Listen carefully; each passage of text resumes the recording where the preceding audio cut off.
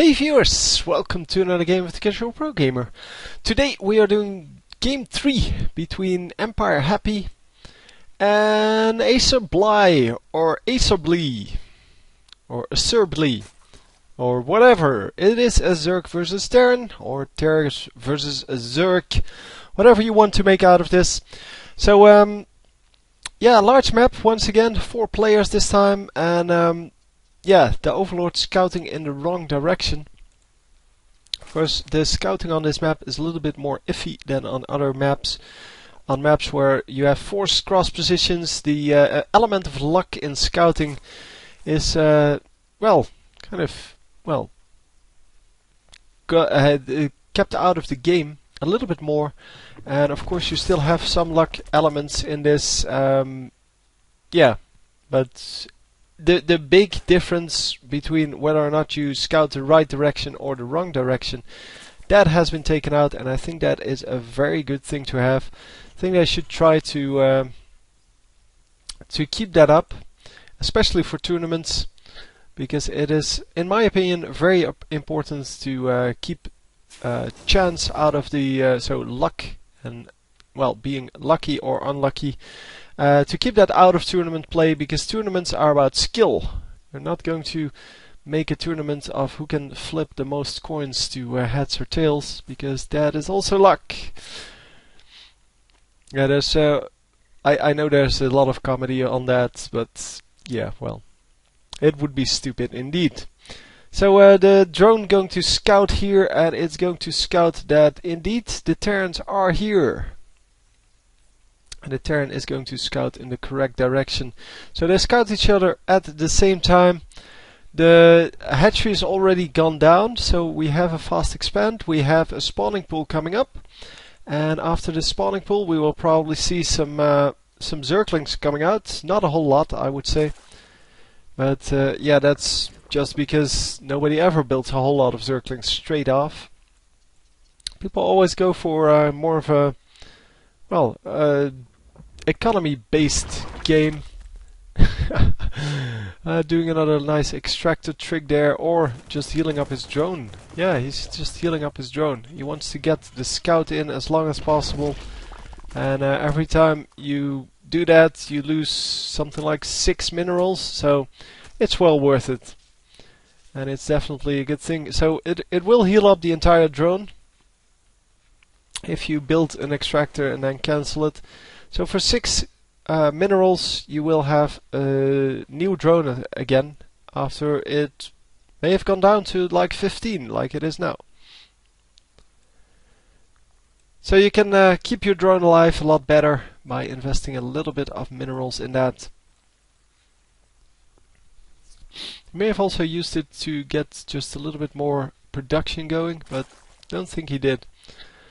So anyway, yeah, Zerg building a little bit more. Let's see, 21 drones to 16 SCVs.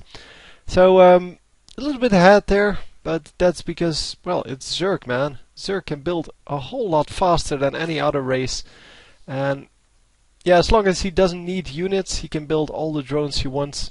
As long as he has, well, as long as he has drones, larvae available by the time he needs an army.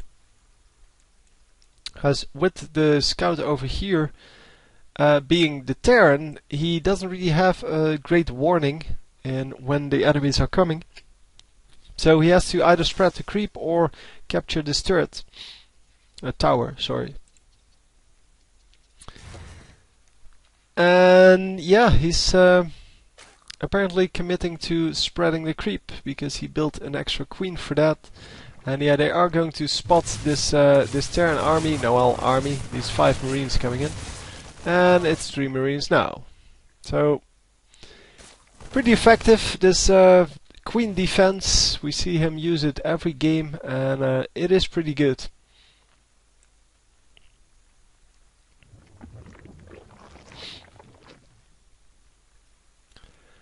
So anyhow, 2 come on, extractors coming up. Already has 2 here, but gas is a really important resource for Zerg. Well, I guess for every race, but Zerg has all of his good units on a lot of, well, very costly gas, and of course you want to get that going as soon as possible, as soon as you, as you can afford it.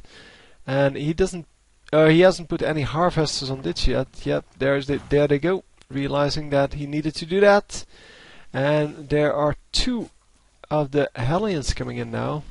The Hellions get spotted obviously by the creep, or the creep tumors.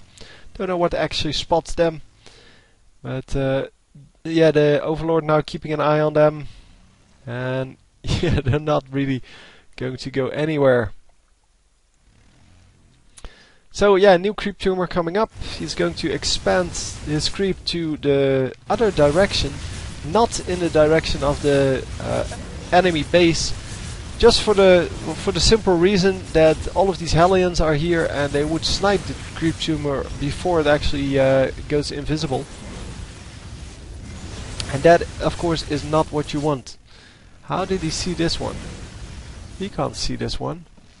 How does it get damaged just for being there?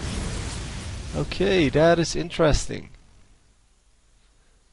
That means you can actually snipe creep tumors with Hellions by just, well, getting lucky. Because you can't actually fire them for no good reason, of course. But the creep tumor almost going down, and it is going to heal up. But yeah, that means that you shouldn't fight on top of your creep tumors, apparently, because you're going to lose them. So anyhow, the Hellions getting repaired, and he has 8 Hellions going now. And wow, a few Marauders, but I don't see any Marines. Well, there are 5 Marines out apparently. I don't know where they are, but they are probably with the Marauders somewhere. So the Hellions once again trying to come in, but there is a good defense here. Wow, a really good defense here. The Spinecrawler with the 3 Queens should be ample to defend this, because of course they can heal each other, as well as the Spinecrawler. And yeah, the Hellions just in no position to get in here in any way. Wow. Yeah, getting the scan off, making sure that he can actually get this these creep tumors, and he knows he did stop them now, because he got the last one in the row, so no more expansion of those. But yeah, with was this 8 queens out? 7 queens. 7 queens and 1 over here, so that's 8 total. No, where's the queen that's supposed to be over here? Huh. No, 7 queens. He accidentally withdrew that from his base. I'm pretty sure he wanted to keep that. But with 7 queens you can get the creep threat going pretty quickly. So queens and infestors versus the Hellions. That is not a good fight for the Hellions and the Marines. Of course, the Marines also getting damaged quite heavily by that come on, fungal growth. Oh, sorry. Yeah, the minimap every now and then it glitches a little bit on my computer. I know that's my computer, but yeah, there's nothing I can do about it for now. And we will just have to deal with it.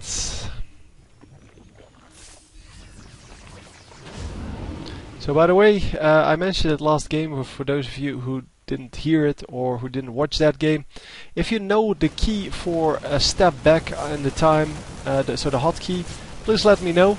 Not in the comments, please send me a message here on YouTube and just tell me there what the key is to step back in time. So to go like, I don't know, 15 seconds, 30 seconds back. I don't know, normally there is a key for that, and I just don't know it, but I would really like to know it. So yeah, the little lonely dropship here, well, it's a medevac, I guess. It is really just waiting for an opportunity to get in there and do some damage. But for now, it is the Zerg player who is pushing in, and who once again is pushing into this this enemy base, he doesn't have a whole lot of creep spread yet. So no additional movement speed. And that is of course, yeah, not what you want out of this. So we're going to retreat here because he knows he got spotted. And he doesn't want to get caught, obviously. So the one Marine functioning as kind of the spotter, kind of wants to, or well, he can actually see when well,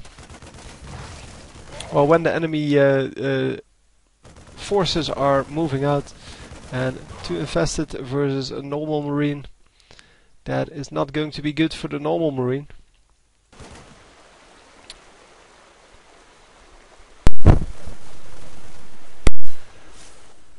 So yeah, the destructible rocks have been taken down. The Overlord got taken down, and all in all, the new base is a fact. But yeah, well, the Zerg player hasn't sat still either. He has 1, 2, 3 bases as well, 4 bases as well. No, yeah, 4. And the Terran just got his 3rd one up, which means that the Zerg player is still in a good spot. But he is going to put down 2 more bases. And with, yeah, what's that then? 6 to 2? 6 to 3, sorry. It is going to be, well in the favor of the Zerg player.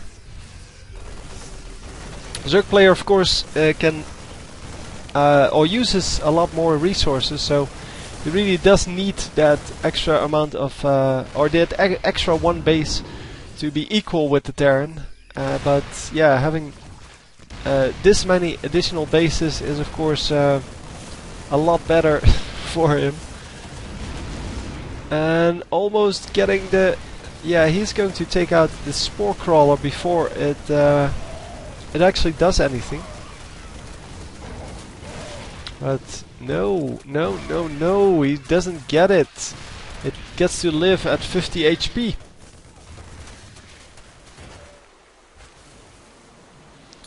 So 2 tanks picked up and the rest died. And then this huge army is going to move in. Oh, sorry. The huge army is going to move in to the enemy base. There are still no roaches coming out. I wonder why. Are roaches really that bad against Marines or what? Or is he just going to invest all of his gas into these heavy units like the Infestors and the Broodlords, and making sure that or those are just way more effective use of gas? That could be as well. So the the one Marine scouting again and trying to get some information on the composition as well as the position of the army.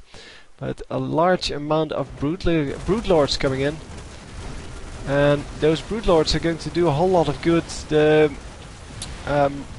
what are they called? Vikings coming out. The Vikings coming out to snipe these Broodlords, sniping 1 Broodlord in fact, but then the Corruptors, yeah, they take out all of them. Large fungal growth once again, and the fungal growth is going to clean up all of the Marines, and yeah, the tanks get cleaned up by the Broodlords. And yes, there we go. Yep, 1 more tank goes down. The Vikings and Thors now out to deal with the Broodlords. But are they going to live long enough? No, the Viking gets taken down, the other Viking as well. And yeah, then there is no spot anymore on the high ground, so he either has to scan or has to get some flying units over there. He does have a scout. Oh, he does have 1 Viking left. Never mind. So the Corruptors going all the way in there and going to snipe these last few Vikings, because that way the Broodlords can just do all the rest of the damage to the ground units. And of course we still have a stream of these Zerglings coming in, and the Zerglings are going to do very nicely against all of the ground units, because there are no tanks out, and without the tanks there's really nothing to defend against this large number of them. Because the Marines aren't really effective at that. They are effective at defending against them, but not in this large amounts. And there come the Ultralisk. The Ultralisk actually going to, yeah, destroy the whole base. And you can see how effective that extra little bit of mining is. This base was completely mined out. This base almost mined out, and yeah, this one had to lift off. So the extra bases, well, they weren't really necessary because, well, they didn't really do anything. Drop going down over here, I didn't even see that. Yeah, the blips on the minimap are so small that they're hard to see. Sorry about that, but yeah, the extra mining coming in really handy. He still has 2 mining bases, and this one is still not mined out. This one is mined out though. So 3 bases against 1. Yeah, that's not going to win the Terran any prizes anytime soon.